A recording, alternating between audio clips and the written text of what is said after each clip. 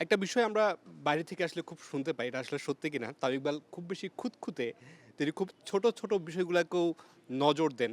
বোর্ডের এই অল্প সময়েই একদম ছোট, ছোট বিষয় যাতে কোনো কিছু অপচয় না হয়, বিসিবির টাকা কোথাও যেন নষ্ট না হয় বা অন্যান্য যেকোনো বিষয়ে খুব এটা কি আসলে সত্যি কিনা? এটা শতভাগ সত্যি। আমি আসলে তার এই ক্যারেক্টার সম্পর্কে আমারও খুব একটা আইডিয়া ছিল না।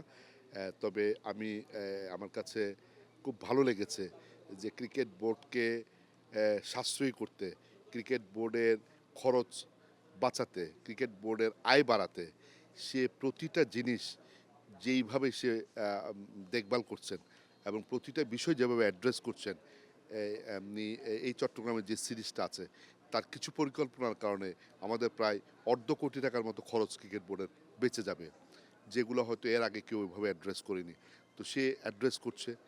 প্রতিটা মুহূর্তে তার সাথে এগুলো বিভিন্নভাবে এখানে যখন ইন্টারন্যাশনাল ম্যাচ হয় আমাদের এই যে বিভিন্ন ঢাকা থেকে বিভিন্ন ডিপার্টমেন্টের লোকজন আসতো এবং এগুলা প্রয়োজনীয়তা কত আছে না আছে এগুলো আসলে দীর্ঘদিন ধরে হয়ে আসছিল।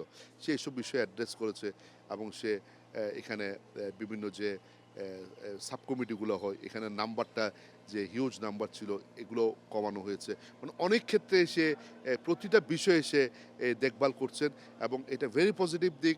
কারণ একটা স্ট্যান্ডার্ড যদি সেট করে দিতে পারে এটা পরিবর্তিতে এর বেনিফিশিয়ারি কিন্তু বাংলাদেশ ক্রিকেটেই হবে। এই অর্থ সাশ্রয় হলে বাংলাদেশ ক্রিকেট এই অর্থটা এই ক্রিকেট ডেভেলপমেন্টে, ইনফ্রাস্ট্রাকচার ডেভেলপমেন্টে কাজে লাগাতে পারবে। সুতরাং তার এই স্বভাবটা সবাই অ্যাপ্রিশিয়েট করছি আমরা।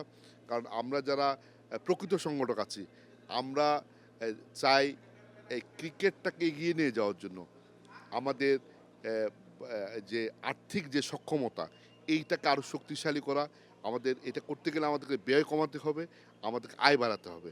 সুতরাং এগুলো আ সে প্রপারলি অ্যাড্রেস করেছে এবং আমরা সবাই মিলে তাকে সাপোর্ট করছি।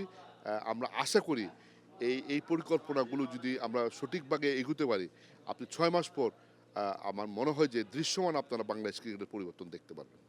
অসংখ্য, অসংখ্য ধন্যবাদ আমাদের সাথে যুক্ত হওয়ার জন্য, সময় দেওয়ার জন্য।